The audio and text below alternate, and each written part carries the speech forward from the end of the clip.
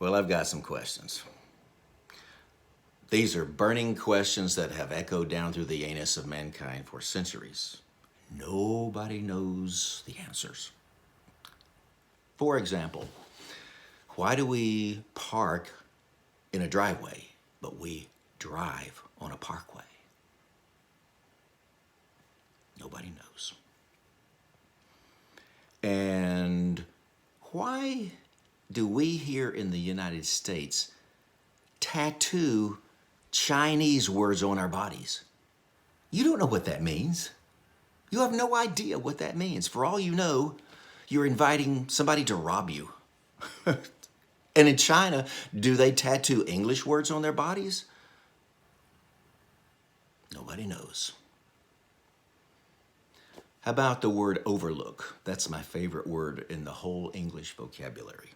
Overlook is a word that has two meanings that are the opposite of each other. Let's say you're driving through the scenic part of the mountains and your wife says, "Oh, look, let's pull over. There's an overlook." And you say, "Oh, don't you think we've seen enough scenery for today? Let's just overlook it."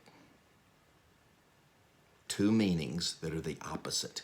One means to look at something, and the other means to not look at something. Okay, now, how about this one? Why are humans scared of being bitten by spiders? We have a lot more teeth.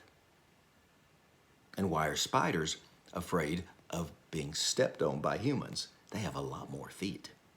Spiders should be afraid of being bitten by a human. And we should be afraid of being stepped on by a spider. Now, here's the most brain-blowing one of all. Are you sitting down?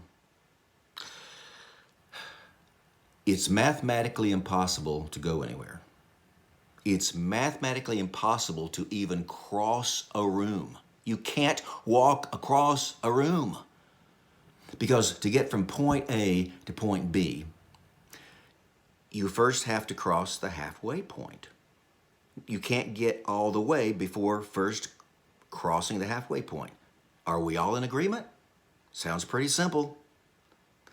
But to get to the halfway point, first you have to get to the halfway point of the halfway point.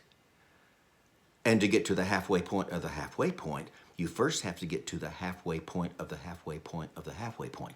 And to get to the halfway point of the halfway point of the halfway point, you first have to get to the halfway point, to the halfway point, to the halfway point, to the halfway point. There's an infinite number of halfway points that you have to cross before you get there. It would take an infinite amount of time to cross the room. You're stuck where you are.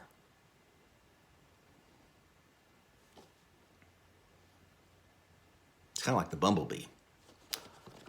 Bug scientists tell us that the bumblebee can't fly.